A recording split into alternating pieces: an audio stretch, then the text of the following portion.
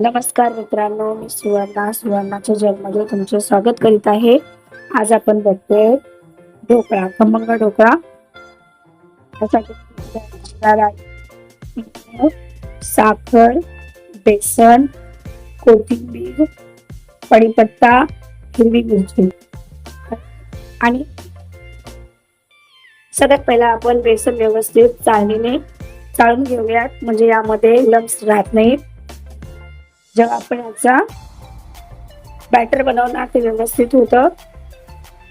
त्यामुळे यामध्ये मी सगळ्यात पहिला बेसन चाळून त्यामध्ये साखर, त्यामध्ये थोडंसं घेतल्यानुसार आणि हळद.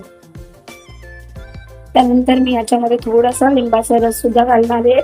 त्याच्याने ढोकळ्याची चव मस्त आंबट गोड लागते.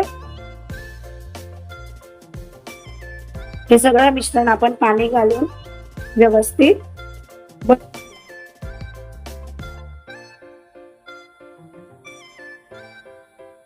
मिश्रण व्यवस्थित बनवून झालंय. आता हे आपण मिसळून घेऊयात.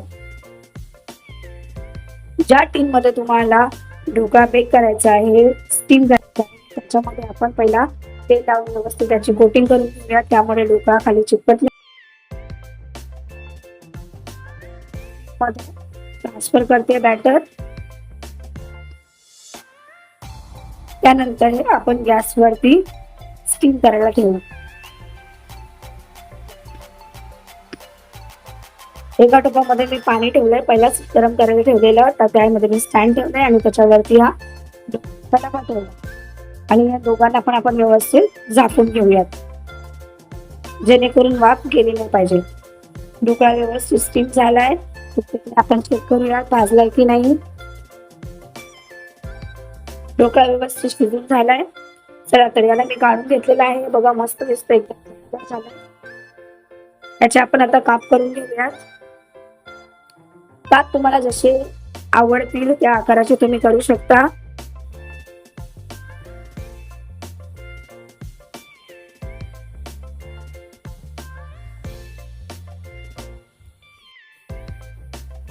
माझे व्यवस्थित काप करून झालेले आहेत. आता आपण याच्यासाठी फोडणी तयार करायची आहे. पण फोडणी तयार करताना सुद्धा आपण लक्ष ठेवायचं की आपल्याला आंबट गोड याची चव आली पाहिजे. आंबट गोड तिखट तरच ढोकळा चवीला चांगला लागतो. चला तर मग आपण आता फोडणीची तयारी करू. एका कढईमध्ये मी तेल टाकले, त्यामध्ये मी राई जिरा टाकते. राई जिरा व्यवस्थित तडतडला, त्यामध्ये मी कढीपत्ता घालते. त्यानंतर थोड्या 2-4 हिरव्या मिरच्या व्यवस्थित कापून घेतलेल्या याला व्यवस्थित एकजीव करून घेऊया. त्यामध्ये साखर घालते आणि त्यानंतर आपण चवीनुसार मीठ घालूयात. थोडीशी कोथिंबीर सुद्धा मी यामध्ये टाकणार. आता हे सर्व मिश्रणामध्ये आपण 1 ग्लास पाणी घालून याला चांगलं उकळून घ्यायचंय. व्यवस्थित त्याला आपण या मिश्रणाला ढोकळ्यावर टाकून घेऊयात.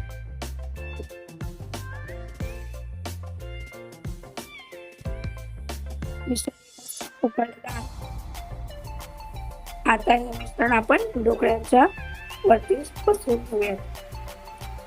बघा किती मस्त दिसतो एकदम खमंग ढोकळा. खायला बनवायला सोपा आहे. तर जर तुम्हाला माझी रेसिपी आवडत असेल तर प्लीज माझ्या चॅनलला सबस्क्राईब करा आणि शेअर करा. लाईक करायला विसरू नका. बघण्यासाठी